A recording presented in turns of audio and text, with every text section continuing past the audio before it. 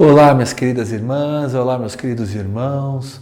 Quanta alegria estarmos aqui novamente, estudando um pouquinho mais, sempre aprendendo, refletindo, colocando em prática em nosso dia a dia todos os ensinamentos do curso de Estudos Espíritas e Educação Mediúnica, módulo 5. Que maravilha, nós já estamos na 19ª aula. Então, antes de nós iniciarmos a nossa aula, peço que todos fechem os olhos, vamos agradecer a Deus, vamos agradecer ao nosso amigo e mestre Jesus, mais essa oportunidade de aprendizado, de reflexão, para que possamos sempre colocarmos em prática em nosso dia a dia. Que assim seja, graças a Deus.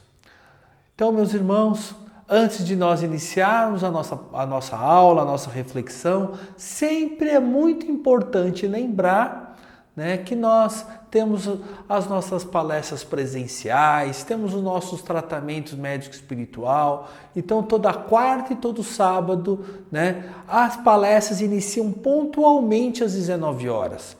Nós aconselhamos que cheguem uns 15 minutinhos antes, aí vão sentando, vão ali se tranquilizando. Então, chegue aí mais ou menos umas 15 para 7, 18h45 mais ou menos, para que possam assistir desde o início a nossa palestra e depois passar pelo nosso tratamento médico espiritual. Além, é claro, de ouvir as nossas psicografias.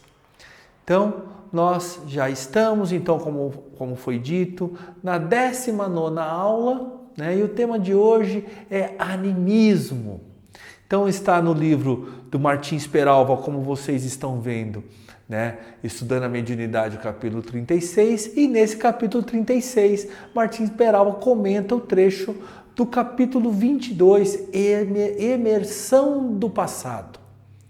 Então, é um tema muito interessante, que no dia a dia do trabalho mediúnico, no desenvolvimento e educação mediúnica, é muito importante nós termos esse conhecimento e a noção dos fatos que ocorrem conosco na maioria das vezes. E sempre bom destacarmos aqui um material pedagógico que nós fornecemos com bastante antecedência para vocês. Não só o material em PDF, mas também todos esses vídeos explicativos, esse vídeo explicativo curtinho do Divaldo que fala sobre o animismo, é muito bacana. Também o vídeo do Raul Teixeira é sensacional, além, é claro, da explicação do capítulo 22, do livro Domínios da Mediunidade. Então, agora já demos todas essas preliminares de explicações do funcionamento da casa, do nosso conteúdo. Então, nós vamos agora partir para a definição da aula de hoje, que é sobre animismo. E como colocamos aqui para vocês, já de cara a fundamentação, o conceito do que é animismo. Então, o animismo é o fenômeno pelo qual a pessoa arroja ao passado os próprios sentimentos de onde recolhe as impressões que se vê possuídas. Então, é também importante dizer que esses fenômenos anímicos, desde a sua produção, tem que estar claro toda a situação de que não intervenha de maneira nenhuma, alguma interferência externa de uma outra inteligência, de um espírito, que seja as informações do próprio espírito encarnado. Então é muito importante nós termos então essa definição do animismo. Então o animismo é tudo aquilo que advém do próprio espírito. Então o próprio espírito está animando aquela ideia, animando aquele conceito. Agora, por outro lado, também nós vamos verificar tudo aquilo que vem através de uma outra inteligência, que não é do nosso pensamento, mas da nossa iniciativa, da nossa animação, que nós não animamos nenhuma ideia, aí é o mediunismo que nós vamos conversar. E pedimos licença para aqueles mais experientes, mais experimentados, que sempre estão aptos a aprender, sempre aprendemos muito, né? A cada dia, mesmo já conhecedor do assunto, sempre nós vamos ver um detalhe a mais. Eu peço licença e vamos dar um início à questão da percepção e ação do Espírito para aqueles que estão vindo pela primeira vez compreender melhor essas condições. Então está na questão 249, item A, que todas as percepções constituem atributos do Espírito que lhes são inerentes ao ser. Então, quando o reveste um corpo material, elas só lhe chegam pelo conduto dos órgãos. Deixam, porém, de estar localizadas em se achando ele na condição, então, já de espíritos livres. Então, vamos lá, meus irmãos, vamos fazer uma explicação bem simples. Então, somos espíritos, mas quando estamos encarnados, né, nos manifestamos usualmente, depois vamos entender por que eu estou falando usualmente, então nos manifestando através do corpo. Então, para perceber o mundo material, nós vamos utilizar os sentidos corpóreos. Para agir sobre ele, nós vamos empregar, obviamente, os membros físicos. E não percebemos nossa natureza espiritual quando nós estamos encarnados. Quando aí, por outro lado, quando nós expandimos perispiritualmente, ficamos mais livres em relação ao corpo, né? Quando nós estamos aí transcendendo os limites corpóreos, aí a nossa capacidade de percepção e ação se revela mais ampla e perfeita. E isso daí pode ser, dado um exemplo, o desdobramento do nosso sono. O sono é apenas o descanso do corpo físico. O espírito não precisa desse descanso. A matéria, sim.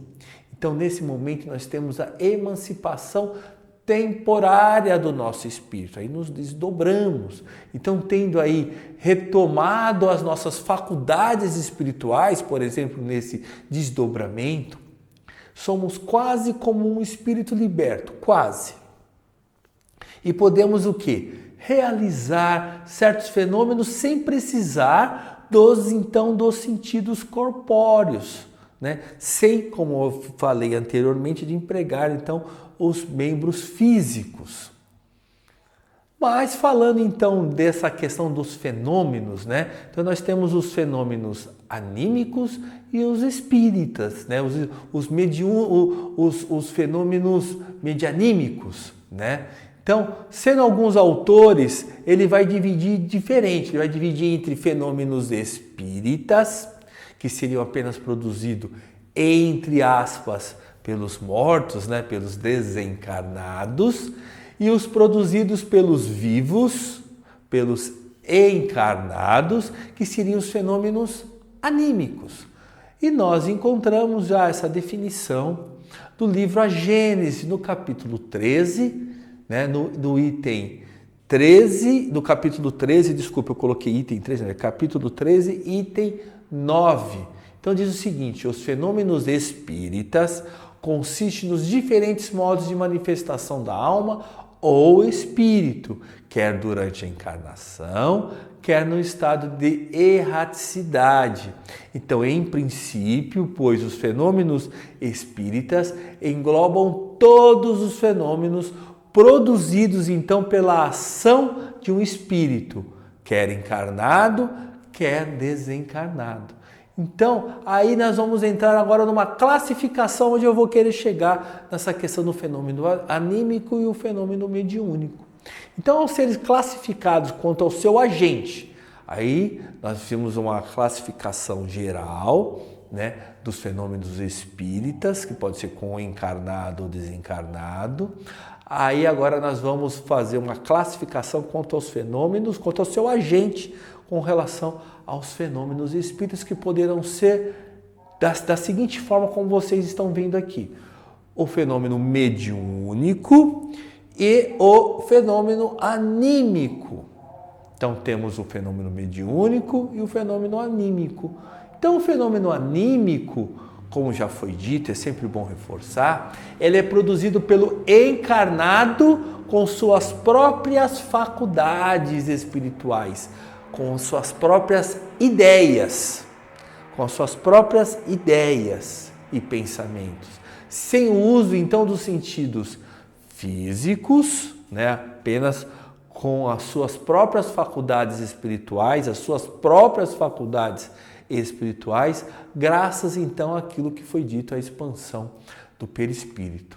Então, desta forma, quanto maior o grau de expansão do perispírito, mais expressivo poderá ser desta forma o fenômeno anímico, pois o encarnado passará o quê? A desfrutar com maior liberdade em relação ao corpo, agindo mais como se fosse um espírito liberto. Já, lógico, o fenômeno mediúnico é justamente produzido por um espírito desencarnado pelo concurso do médium, através do empréstimo psíquico. Então, uma outra inteligência. No caso do fenômeno anímico, é justamente as suas próprias ideias, está animando uma ideia, animando uma mensagem, animando uma palestra, né? Então é sempre bom reforçar na questão, né, da questão mediúnica, né, são intermediários, é uma comunicação pelos intermediários, pelos médios, e é sempre bom reforçar que na definição que consta no livro dos médiuns, médium é toda pessoa que sente num grau qualquer a influência dos espíritos. Então essa faculdade, meus irmãos, é inerente ao homem, inerente à nossa vontade. E por conseguinte não constitui um privilégio exclusivo. Todos nós, num grau qualquer, sentimos alguma coisa.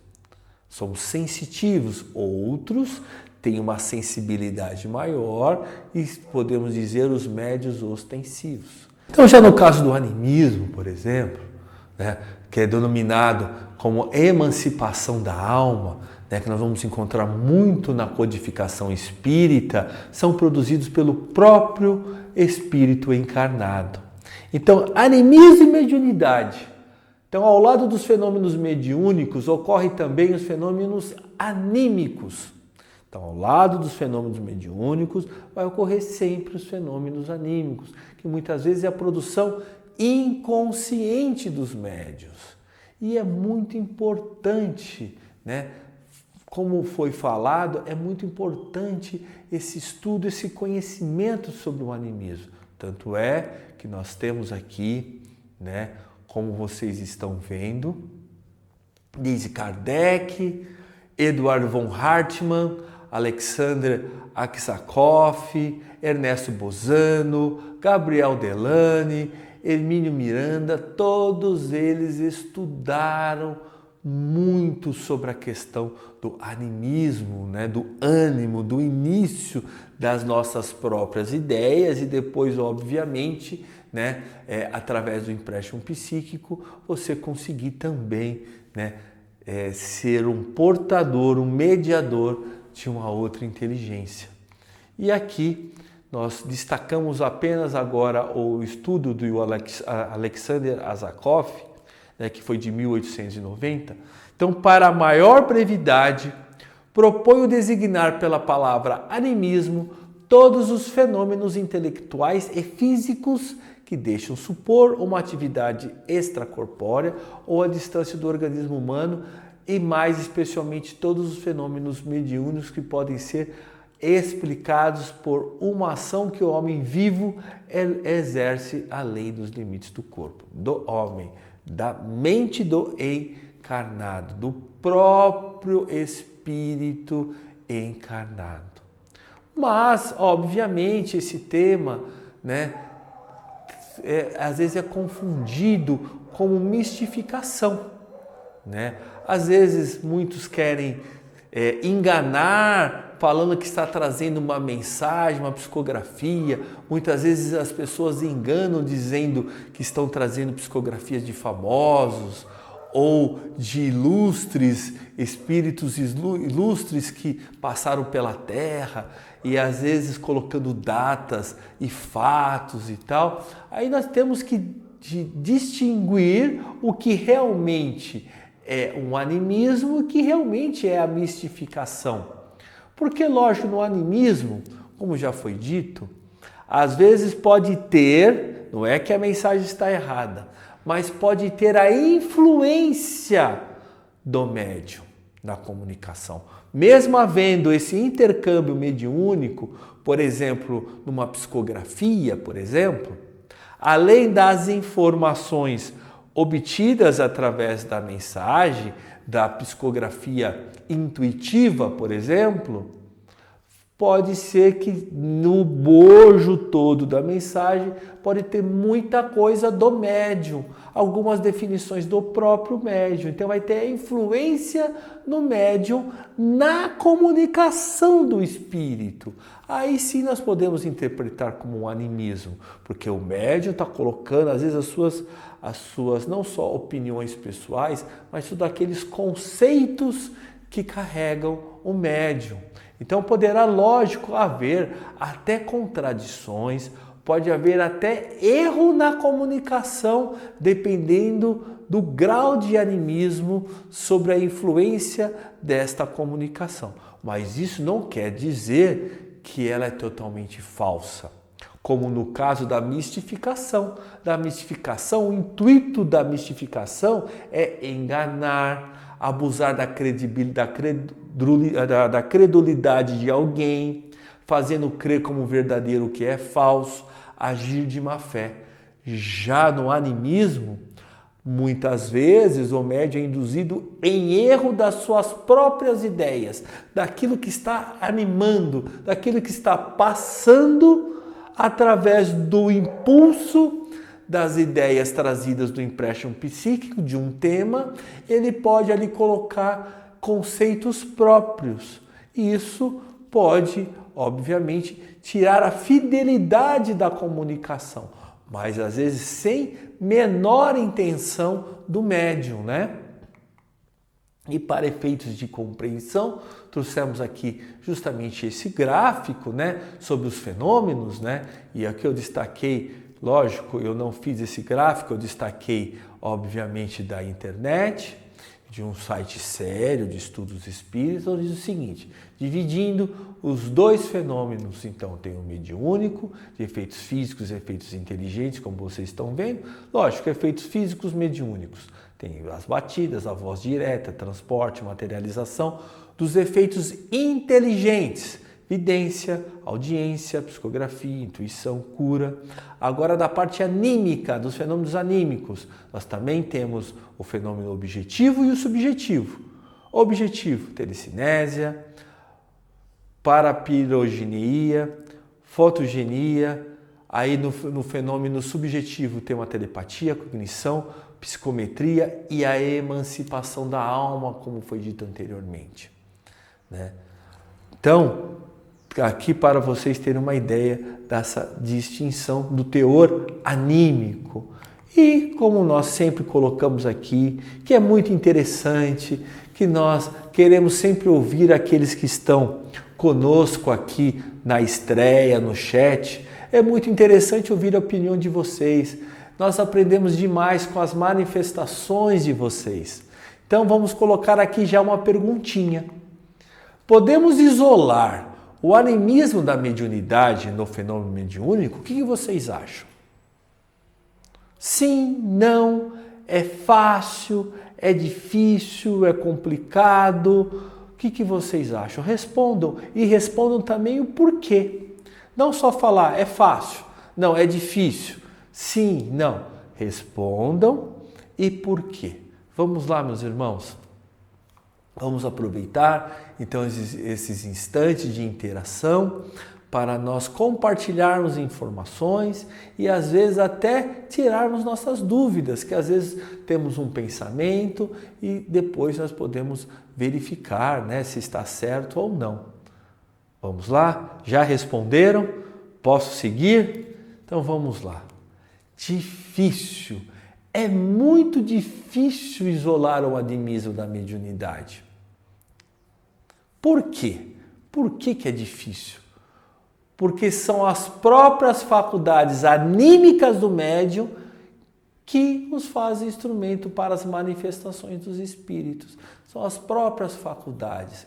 Então, nem sempre podemos definir com exatidão, é muito difícil definir com exatidão quando o fenômeno está ou não sendo provocado ou coadjuvado por espíritos. É muito difícil.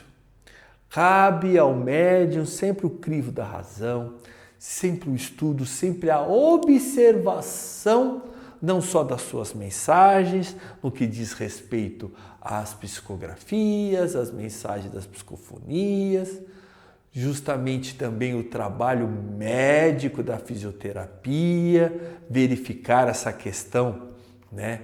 Como é que está sendo esse empréstimo psíquico, essa passividade, se estamos repetindo as mesmas formas, gestos, né? O que está acontecendo conosco? Aí nós vamos verificar justamente o grau do animismo ou não. Então, vamos analisar aqui o capítulo 19 do Livro dos Médiuns. É muito importante e analisando aqui alguns itens, vamos verificar aqui os trechos onde consta a questão do animismo nesse capítulo. Um capítulo muito importante de um estudo aprofundado depois com calma de todos vocês, que é justamente como fala do papel do médium nas comunicações espíritas. Eu trouxe alguns itens apenas para nós fazermos a reflexão. Então vamos lá. As comunicações escritas ou verbais poderão também provir do próprio espírito encarnado no médium? Olha que pergunta interessante que Kardec faz. Então os espíritos respondem: a alma do médium pode comunicar-se como a de qualquer outro. Se goza de um certo grau de liberdade, recobra as suas qualidades de espírito. Olha que interessante. Tendes a prova disso quando as almas das pessoas vivas vêm nos visitar e comunicam-se convosco através da escrita, muitas vezes sei que a tenhais chamado. Porque ficais sabendo que entre os espíritos que evocais há alguns que encontram-se encarnados na terra. Então eles vos falam como espíritos e não como homens. Porque querereis que o mesmo não acontecesse com o médium? Olha só que interessante. Outro item, que é o item 6 do mesmo capítulo 19. O espírito que se comunica através de um médium transmite diretamente o seu pensamento ou este pensamento tem como intermediário o espírito encarnado no médium? Olha a resposta. É o espírito do médium que é o intérprete, porque está ligado ao corpo que serve para falar e porque é necessária uma corrente entre vós e os espíritos estranhos que se comunicam. É como um fio elétrico que é necessário para transmitir uma notícia a grande distância. Então, na extremidade do fio, uma pessoa inteligente e a que recebe e transmite.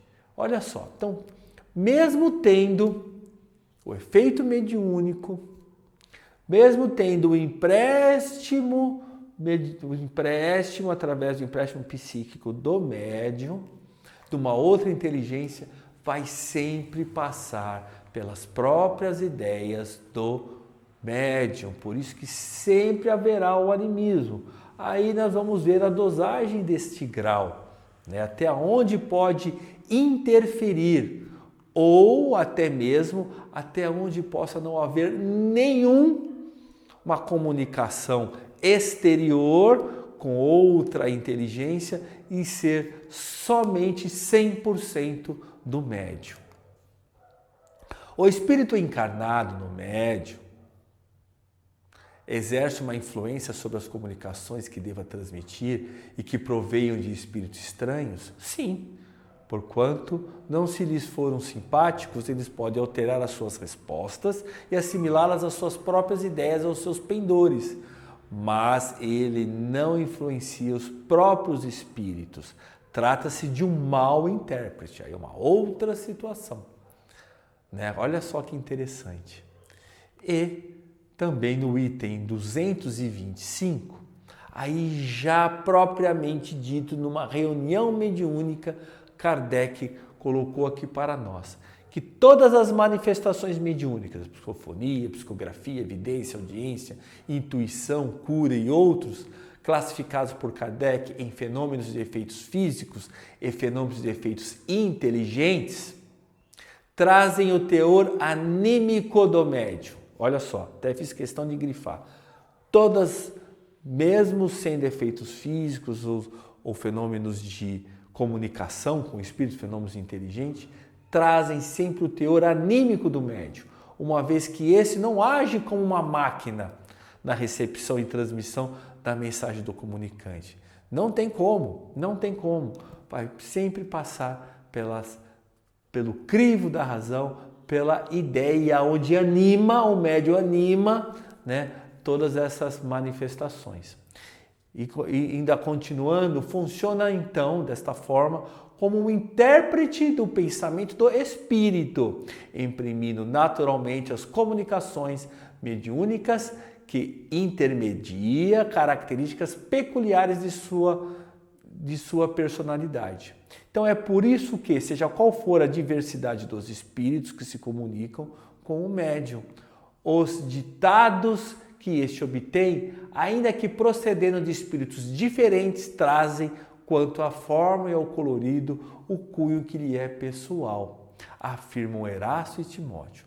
Então sempre vai ter alguma característica, por diversas comunicações diferentes, de algumas informações, vai ter sempre as características marcantes do médium. E obviamente, né, vale sempre lembrar esse ensinamento de Erasto e Timóteo, que a alma do médium, então, pode comunicar-se como a de qualquer outro. Então isso é válido, como já foi dito, para a psicografia, psicofonia e outros fenômenos de efeitos físicos. Então não somos cansados de repetir isso, né? Como Timóteo e Erasto falam, não somos cansados de repetir que tais fenômenos não vai invalidar, eles não invalidam a realidade da comunicação espírita, e sim vai complementar, vai ajudar a entender melhor. Então, às vezes, precisa do animismo do próprio médium para, através do seu cabedal, né, poder até, vamos dizer assim, incrementar, né, o que o narrador está querendo dizer. Às vezes o narrador, né, dessa inteligência está querendo narrar uma situação onde ele mesmo, de uma forma curta, explica, mas como passando pelo crivo de razão do médium, o médium tem uma capacidade, né, de explicação, de entendimento, ele pode entrar em maior detalhes nessa explicação. Olha que interessante. Por isso nós podemos desprezar jamais essa questão do animismo e entender de forma correta. E mais uma perguntinha para vocês. Então é sempre interessante essa interação, né? Até para descontrair, né? Às vezes nós percebemos que às vezes nós ficamos apenas só ouvindo a aula, né? Sem interação. Muitos gostam de interagir e muitos preferem ficar só assistindo. Então nesse momento é o momento de todos também interagirem. Aqueles que não têm o costume de interagir neste momento. Então aí uma perguntinha. Então, desta forma, como já conversamos, como diminuir a influência do médium na comunicação mediúnica? Porque como nós estamos estudando e quando os médiuns estão trabalhando, a grande preocupação dos médiuns e em especial, por exemplo, nas psicografias, Os médiuns psicográficos têm muita preocupação de quando for transmitir a mensagem, fala, será que tudo é meu? Será que é tudo da minha cabeça? Será que eu que estou colocando essas ideias? Será que realmente... Então, é normal ficar sempre essas dúvidas, né? E sempre o medianeiro quer sempre diminuir, obviamente, a sua influência na comunicação, para trazer a comunicação com mais fidelidade. Então, como é possível? Vocês já estão respondendo aí? Que bom, que maravilha que vocês já estão respondendo. Então, tá bom, já responderam? Posso colocar aqui as observações? Então, vamos lá. Como diminuir a influência do médium na comunicação mediúnica? Não tem outra.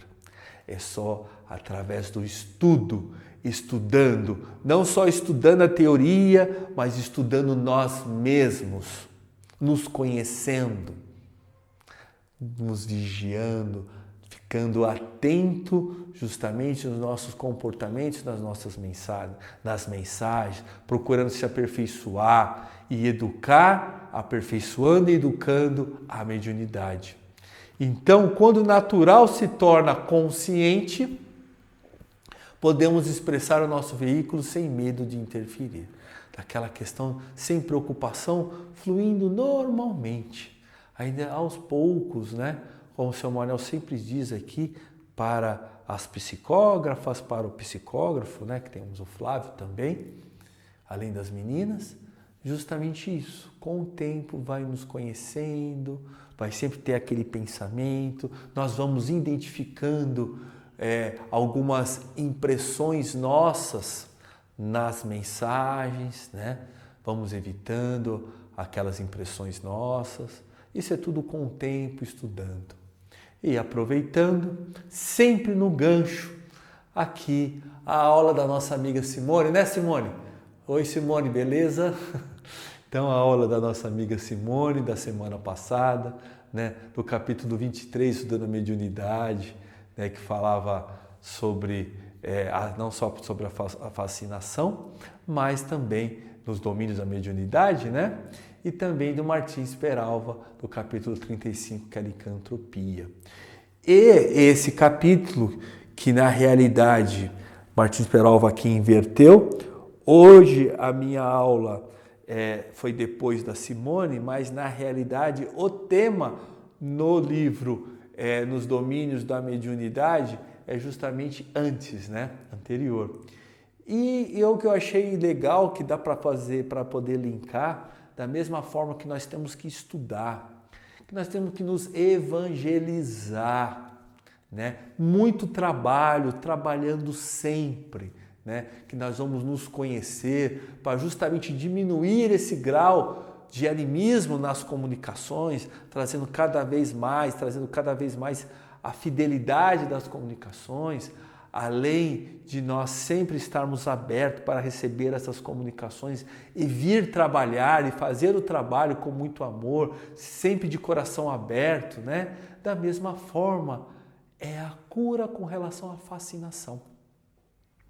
Porque o animismo e a fascinação, às vezes, em alguns momentos, andam ali, ó, lado a lado. Quando, às vezes, o médium, vamos falar agora da passividade, aquela passividade da mesma forma, repetitiva, com os mesmos gestos, com as mesmas sensações, aí, além do animismo, nós estamos falando de um grau de fascinação, desse ligamento com a inteligência. Então, mesmo a inteligência não estando ali, já está impresso dela todas as sensações. E isso vai se repetindo, vai tendo aquele processo repetitivo. E é justamente através do estudo, do trabalho incessante e com muito amor no coração que nós vamos nos desvencilhando de todas essas situações. E aproveitando, lógico, o gancho da maravilhosa aula da Simone, que nós acompanhamos, que é muito interessante, que trouxe muitos ensinamentos para nós, nós vamos também linkar as manifestações anímicas associadas à obsessão. Então, no livro Mecanismo da Mediunidade, capítulo 23, o que nós vamos encontrar? Neste aspecto, com relação à obsessão, surpreendemos multiformes processos de obsessão, nos quais inteligências desencarnadas de grande poder senhoriam vítimas inabilitadas a defensivas, detendo-as por tempo indeterminados em certos tipos de recordação, segundo as dívidas kármicas a que se acham presas. Olha que interessante. Então, o médium está dando passividade para ele mesmo de certos tipos de recordação segundo as suas dívidas kármicas que se acham presas. Aqueles débitos do passado, onde os credores ainda estão ali, pressionando através dessa influenciação, dessa obsessão. Que também, voltando aqui nesse caso, que também é um exemplo do que nós vamos agora observar do capítulo de hoje do livro dos Domínios da Mediunidade. Então, lá no livro dos médiuns também vamos encontrar as manifestações anímicas associadas à obsessão. Frequentemente, pessoas encarnadas nessa modalidade de provação regeneradora são encontráveis nas reuniões mediúnicas, mergulhadas nos mais complexos estados emotivos, quais se personificam-se entidades outras, quando na realidade, o que acontece? Exprimem a si mesmas. Olha que interessante. Às vezes, quem está olhando de fora pensa, verifica-se ali que o médium está dando passividade para vários espíritos, sofredores, passando por um processo, de obsessão, mas na realidade exprime as condições delas mesmas, a chegar a emergirem da subconsciência nos trajes mentais em que se externavam noutras épocas, sob o fascínio constante dos desencarnados que as subjugam. Olha que interessante. Olha que interessante o que está nessa teoria, nós podemos verificar em prática no nosso dia a dia, na Serra de Jesus, e por que não? Então, agora, nós vamos entrar no animismo na prática, porque esse trecho, esse capítulo, Emersão do Passado, narra justamente, eu não trouxe aqui todo o capítulo, somente um resuminho para vocês terem uma ideia, onde André Luiz e Hilário estão ali excursionando, estagiando num centro espírita, onde tem ali todo o trabalho mediúnico, eles estão analisando.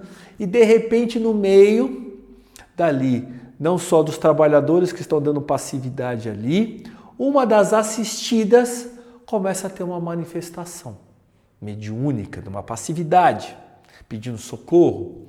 Aí eles começam a analisar, eu coloquei um trechinho aqui para nós lermos. E a pobre criatura prorrompeu em soluços, enquanto um homem desencarnado não longe fitava com inexprimível desalento. Desculpe, meus irmãos. Perplexos, Hilário e eu lançamos um olhar indagador ao assistente, que nos percebeu a estranheza, porquanto a enferma, sem a presença da mulher invisível que parecia personificar, prosseguia em aflita posição de sofrimento. Olha que interessante. Então ali eles estão analisando, André Luiz e Hilário, uma passividade. Onde essa passividade, essa assistida estava dando uma passividade que pelo transcorrer ali da comunicação tratava-se de uma mulher sofredora que estava pedindo ajuda, e logo eles perceberam mais ou menos próximo, um homem desencarnado ali fixo, com um olhar fixo e a vibração fixa nela ali. Então eles acharam estranho, porque ali eles, como eles estão do lado espiritual, não viram nenhum espírito ali se manifestando. Olha que interessante. Então, quer dizer, não vejo a entidade de quem a nossa irmã se faz intérprete, alegou Hilário curioso. Aí Aulus responde: estamos diante do passado de nossa companheira. A mágoa e o azedume, tanto quanto a personalidade supostamente exótica de quem dá testemunho, tudo procede dela mesma. Olha que interessante, meus irmãos. Então ali, nós no dia a dia, que não temos não conseguimos enxergar aquela evidência nem audiência, estamos ali prestando socorro, amparo, numa passividade aonde pode ser o próprio médium, mas está tudo bem que nós vamos entender depois. Sempre envolvendo com muito amor. Não importa se é um animismo, se tudo procede dela mesma ou se é de uma outra inteligência sofredora, temos que amparar da mesma forma com muito amor e com muito carinho. Mas nesse caso eles perceberam o que é interessante, que ela mesma. Então, mediunicamente falando, vemos aqui um processo de autêntico animismo. Nossa amiga supõe encarnar uma personalidade diferente quando apenas exterioriza o mundo de si mesmo. Olha que interessante. Já no livro, já no capítulo de hoje, estudando a mediunidade, Aulus ainda fala o seguinte: muitos espíritas vem convertendo a teoria animista num travão injustificável a lhes congelarem preciosas oportunidades de realização do bem. Muitos companheiros se mostram incapazes de remover os obstáculos criados pelo animismo, destruindo assim magnífica oportunidade de ajudarem elementos que, buscando os centros espíritas nessas condições, poderiam posteriormente contribuir em favor dos necessitados. Então, o que Aulus está querendo dizer? Que dentre nós, confrades espíritas, sempre houve muito preconceito com relação ao animismo, porque eles não estão vendo ali que o médium que está dando passividade para ele mesmo, no puro animismo, ele precisa ser tratado, precisa ser cuidado da mesma forma que a inteligência desencarnada também é tratada, com muito amor, com muito respeito, com muito carinho, sem distinção, aonde não há necessidade de colocar um crachá, você está só no animismo, não, você é no mediunismo, não, e nem desmotivar o médium, falando, não, isso é tudo anímico, tudo é da sua cabeça, você não está dando passividade para ninguém. Não, entendeu? Sempre com muito amor e com muito carinho. Então, ele ainda diz, Martins Peralva, no fenômeno anímico, o médium se expressa como se ali estivesse realmente um espírito a se comunicar. E o médium, nessas condições, deve ser tratado, olha só, deve ser tratado com a mesma atenção que ministramos aos sofredores que se comunicam. Tá vendo?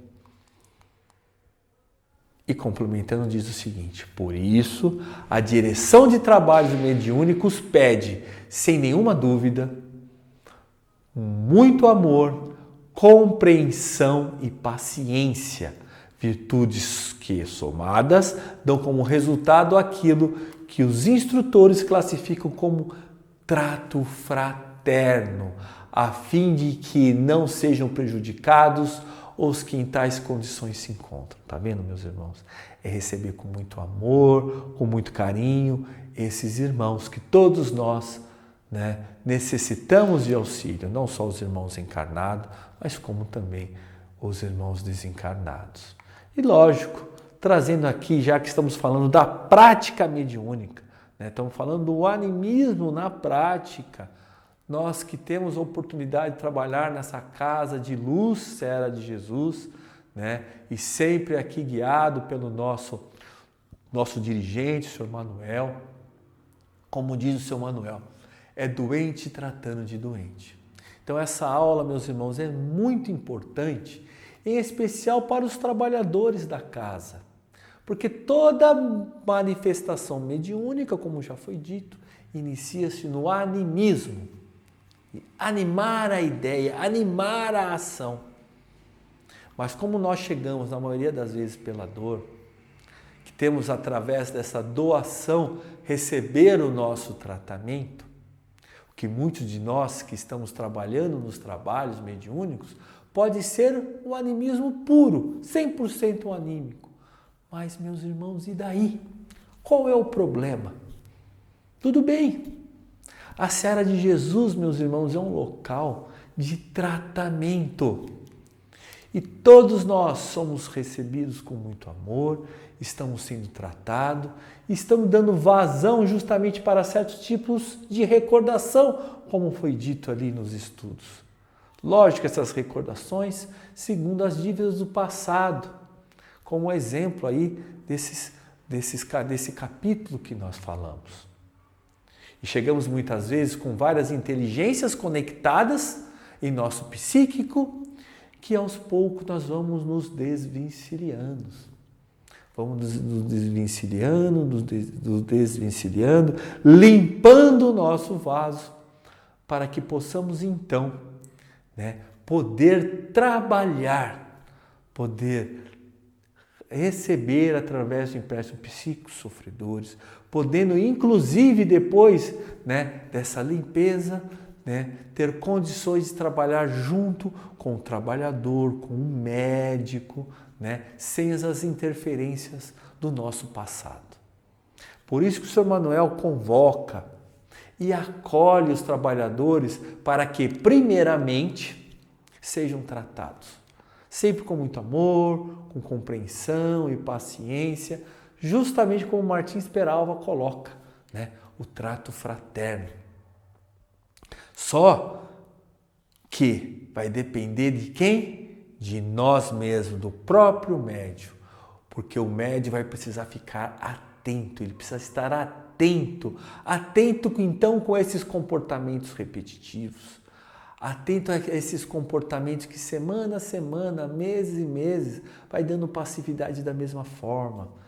Temos que conseguir identificar essas situações para justamente nós nos conscientizarmos desse tratamento.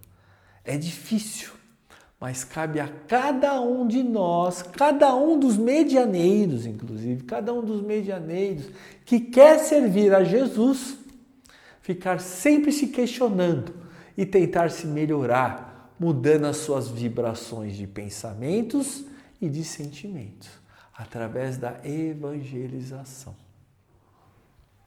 Por si só, meus irmãos, nós temos que ter essa autonomia, que através do estudo constante, através dessa autoanálise, dessas observações, nós temos que, por si só, identificar essa questão e sempre tentar nos melhorar. Não adianta só falar, eu estou tendo comportamentos anímicos, aí lá todos os trabalhadores fazer uma fila imensa para perguntar semanalmente para o seu Manuel. E hoje? Foi totalmente anímico? Não foi anímico? Não, meus irmãos. Não. Vocês é que têm que identificar isso através dessa análise constante, meus irmãos. E detalhe, se conquistar realmente essa vitória contra você mesmo, analisando, aparando todas essas arestas, que justamente pelo amor e compreensão, que não só o dirigente, mas com todos os demais irmãos que auxiliam a casa, se reajustando, sendo paciente. Então, com esses recursos da caridade evangélica, aí sim você poderá tornar-se, transformar-se num valioso trabalhador, como ocorre constantemente, que dependerá do quê? Do esforço próprio, da análise pessoal de cada um. Quantos irmãos aqui acompanhamos, Acompanhamos que estava desenvolvendo um trabalho, aí é convidado a temporariamente, apenas se concentrar nos estudos e na palestra, aí depois de muito tempo depois, de um estudo, de uma mudança de comportamentos e de sentimentos, começa a desenvolver um outro trabalho. Quantas vezes nós já vimos aqui na Seara, Mas vai depender de cada um, da falta de melindre, né? Que não podemos deixar nos levar a melindre, né? Se por razões dadas, então, essa nossa estagnação e falta de disciplina, for então recomendado essa suspensão dos trabalhos, ou nos ser chamado então para uma função específica, porque às vezes nós estamos em tratamento, como já foi dito, às vezes estamos dando passividade para nós mesmos, mas naquele momento se faz necessário que realmente haja um intercâmbio mediúnico. Aí nós não somos convocados e ficamos chateados. Porque A, só porque é B. B chegou ontem e já está trabalhando. Não é assim, meus irmãos. Depende de cada um de nós.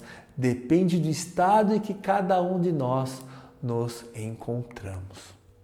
E outra coisa, meus irmãos. Outra coisa importante.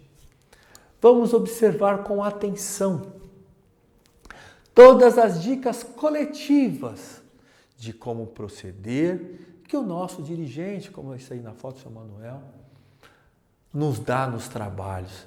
E que muitas vezes, essas dicas coletivas, nós sempre pensamos, essa dica é muito boa, é bom para o fulano, para o ciclano, né? Mas na realidade, essa dica era justamente para você. E nós sempre pensamos que essa dica é para o próximo. Então vamos nos analisar, principalmente quando ele diz assim, você conhece o seu mentor?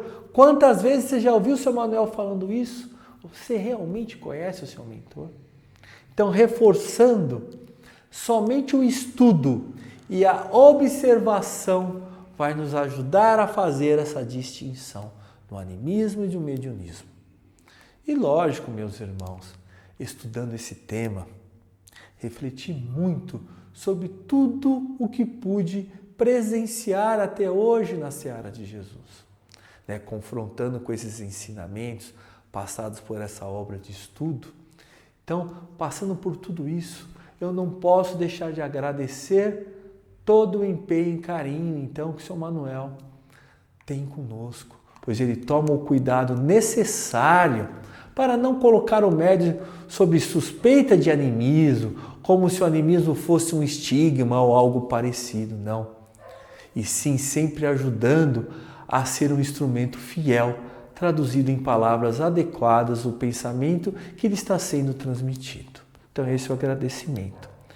E finalizando, né, o capítulo de hoje, a reflexão de hoje, eu sempre tenho que agradecer meus queridos e amados irmãos, pela tolerância. Muito obrigado pela atenção dedicada ao tema de hoje. Muito obrigado pelas interações realizadas através daquelas perguntinhas. Então, todos os temas que estudamos sobre a mediunidade e sobre nós mesmos sempre nos leva, meus irmãos, a uma condição. Todas as lições que nós estamos estudando, quando diz respeito à mediunidade a nós mesmos, tem sempre uma condição. A condição é de nos evangelizarmos. Nos evangelizarmos, meus irmãos. O estudo evangélico e doutrinário, além do esclarecimento, ele vai o quê? Operar uma modificação nos nossos centros mentais, dessa forma reajustando-lhe a mente, meus irmãos. Independentemente da pergunta final, que sempre deixamos a pergunta final para vocês responderem lá no Google Sala de Aula, eu quero finalizar aqui com uma reflexão. Uma reflexão. Podem os servidores mediúnicos prescindir do Evangelho e da doutrina? Será? Podem os servidores mediúnicos prescindir do Evangelho e da doutrina? A resposta, meus irmãos, é que cada um a encontrará na própria consciência. Meus irmãos, fiquem com Deus, que nosso amigo amado Mestre Jesus nos ilumine e guarde hoje, amanhã e sempre. Fiquem todos com Deus e uma ótima semana.